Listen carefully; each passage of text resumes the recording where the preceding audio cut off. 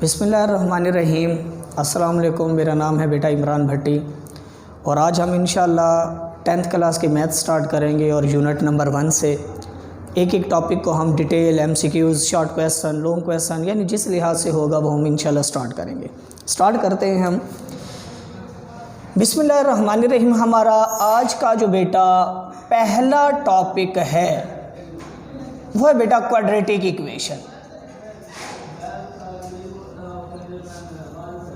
Quadratic equation क्या होता है? क्वाड्रेटिक इक्वेशन की फॉर्म है बेटा ax² plus bx plus c is equal to 0 के and a not is equal to 0 के। अब यहाँ बेटा डिटेल देखिएगा, जो भी इक्वेशन इस फॉर्म में राइट की जाएगी ax²। अब ये जो x² है ये वेरिएबल है और ये जो a है उसका कोफिशिएंट है। bx, x वेरिएबल है और ये जो b है ये उसका कोफिशिएंट है।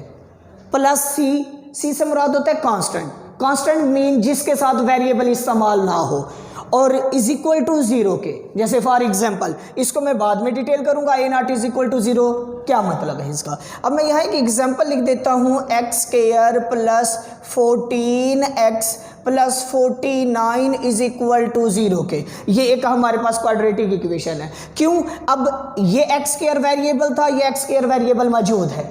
अब a उसका कोफिशिएंट था, अब यहाँ कोफिशिएंट कोई भी नहीं है, इट्स मीन 1 हो गया। आगे चलते हैं, x वेरिएबल था, ये x वेरिएबल आ गया। अब b उसका कोफिशिएंट था तो ये हमारे पास जो b कोफिशिएंट हो गया वो 14 हो गया।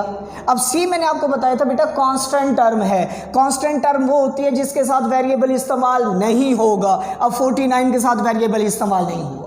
अब यहाँ देखिए बेटा, मैंने ये यहाँ लिखा a not is equal to 0 के। अब a क्या था? a हमारे पास x² का कोफिशिएंट था, मतलब ये जो x² का कोफिशिएंट है वो लेस देन 0 नहीं होना चाहिए, मतलब छोटी वैल्यू नहीं होनी चाहिए, माइनस में नहीं आनी चाहिए। अब जरा देखें, यहाँ x² का कोफिशिएंट 1 है तो अब यहाँ देखें कि हमारे पास माइनस नहीं है, तो हमारे पास ये एक क्वाड्रेटिक इक्वेशन बन चुकी है। अगर हम इसकी थोड़ी सी और डिटेल करें, पहचान की तरफ चलें, तो मैक्सिमम इसमें वेरिएबल की जो पावर इस्तेमाल होगी वो 2 होगी, इससे ज्यादा इससे कम नहीं होगी। ये हो गया बेटा आपका MCQs भी बनता है कि क्वाड्रेटिक इक्वेशन क्या होती है, ax² bx plus c is equal to 0 के, a not is equal to 0 के। अब आगे हम चलते हैं बेटा, इसमें से दूसरी इक्वेशन आती है बेटा लीनियर इक्वेशन।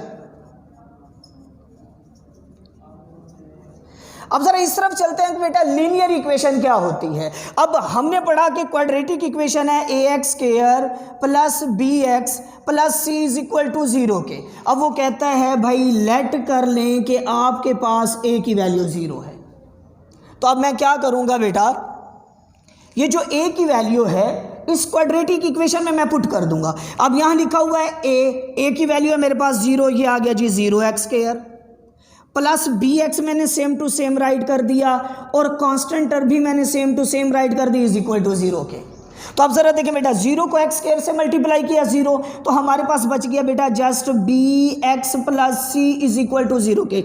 इट्स मीन जो भी इक्वेशन इस फॉर्म में राइट की जाएगी उसको हम लीनियर इक्वेशन कहेंगे। इट्स मीन कि अगर मैं ये ax² को ख़त्म कर दूं तो बाकी हमारे पास लीनियर इक्वेशन बन जाती है। जैसे for example 7x plus 14 is equal to 0 के, ये एक मेरे पास लीनियर इक्वेशन है।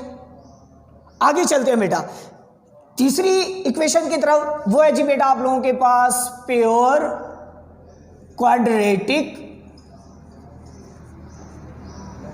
इक्वेशन। अब प्योर क्वाड्रेटिक इक्वेशन क्या होती है बेटा, जरा इस तरफ चलते हैं। अब जो हमने क्वाड्रेटिक इक्वेशन पढ़ा था ax² plus bx plus c is equal to 0 के। अब वो कहता है बेटा यहां लेट कर लें कि आपके पास b की वैल्यू 0 के बराबर है, तो अब मैं क्या करूँगा बेटा, इस b की वैल्यू मैं इस क्वाड्रेटिक इक्वेशन में पुट कर दूंगा और जो हमारे पास इक्वेशन रिड्यूस होगी वो हमारे पास प्योर क्वाड्रेटिक इक्वेशन होगी। जैसे फॉर एग्जांपल ax² मैंने सेम टू सेम राइट कर दिया। अब आगे लिखा हुआ है bx, b की वैल्यू हमारे पास 0 है तो ये हो गया 0x plus constant term c is equal to 0, वैसे का वैसे राइट कर दिया।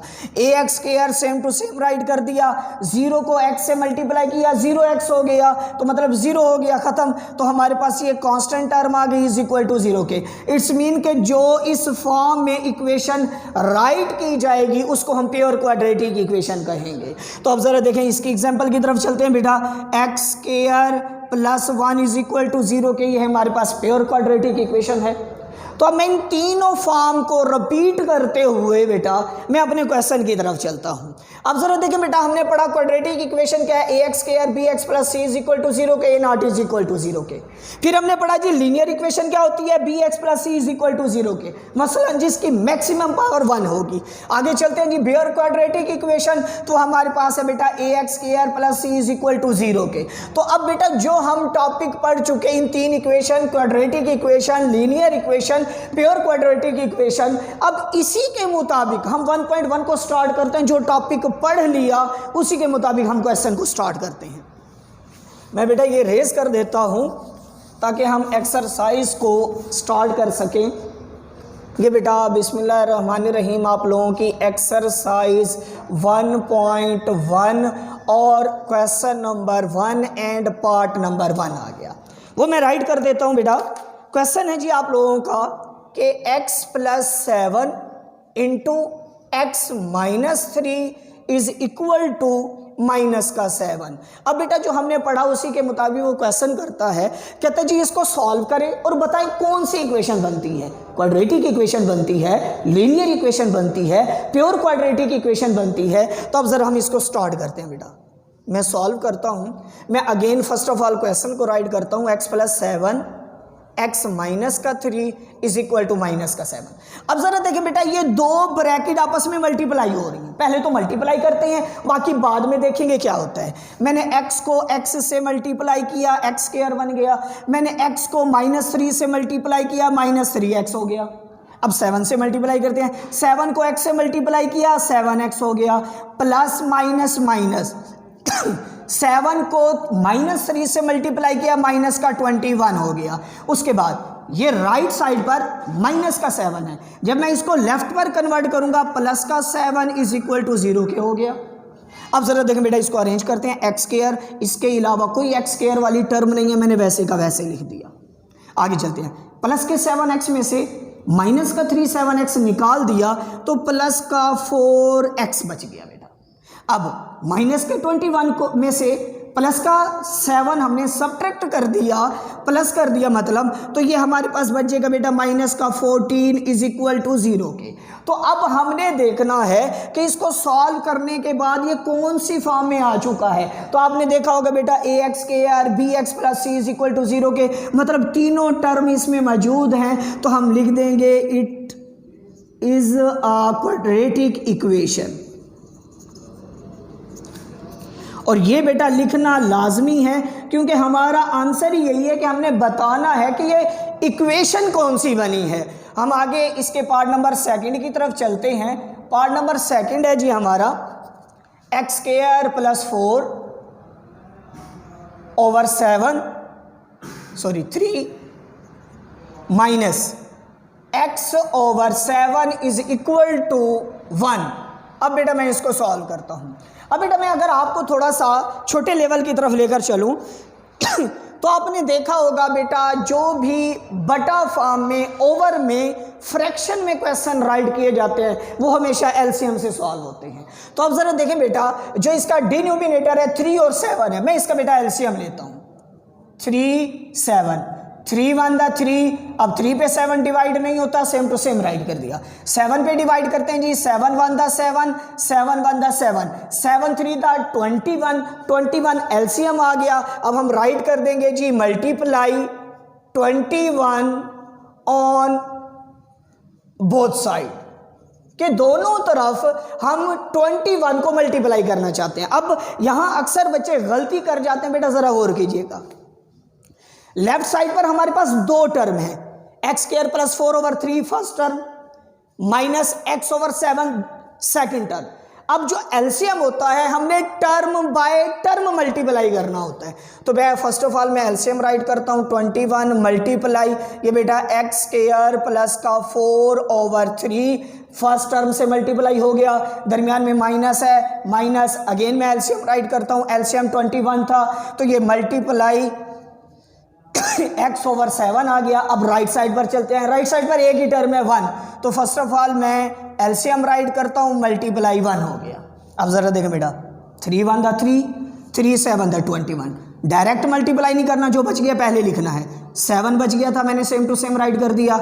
उसके बाद ये एक्स स्क्वायर प्लस का 4 सेम टू सेम राइट कर दिया, माइनस 7 1 दा 7, 7 3 दा 21। अब एक ही टर्म है, 3 को x से मल्टीप्लाई किया 3x हो गया, 21 को 1 से मल्टीप्लाई किया 21। अब जरा देखें बेटा 7 को x स्क्वायर से मल्टीप्लाई किया 7x स्क्वायर, 7 को 4 से मल्टीप्लाई किया 7 4 दा 28, 3x same to same right कर दिया। अब 21 प्लस का है राइट साइड पर, जब मैं इसको लेफ्ट पर शिफ्ट कर दूंगा तो माइनस का 21 हो जाएगा इज इक्वल टू 0 के। अरेंज करते हैं फिर बाद में देखेंगे कौन सी इक्वेशन बनी है। अब ये 7x स्क्वायर बेटा मैंने सेम टू सेम राइट कर दिया, आगे चलते हैं। अब क्योंकि x स्क्वायर के बाद x की बारी आती है तो ये 3x है, इसके अलावा x वाली कोई और टर्म नहीं है, मैंने सेम टू सेम 3x ही राइट कर दिया। उसके बाद कांस्टेंट टर्म की तरफ चलते हैं, 28 में से माइनस का 21 सब्ट्रैक्ट कर देंगे तो हमारे पास प्लस का 7 बचेगा इज इक्वल टू 0 के। अब उन तीन इक्वेशन में से हमने सोचना है कि ये कौन सी इक्वेशन बन गई है। अब एक्स स्क्वायर टर्म भी मौजूद है, एक्स टर्म भी मौजूद है, कांस्टेंट टर्म भी मौजूद है, तीनों टर्म मौजूद है, इट्स मीन क्वाड्रेटिक इक्वेशन। हम राइट कर देंगे जी it is a quadratic equation. इसके 6 पार्ट हैं बेटा, जिसमें से मैंने 2 पार्ट सॉल्व करवाए हैं, बाकी आप 4 पार्ट सॉल्व करेंगे।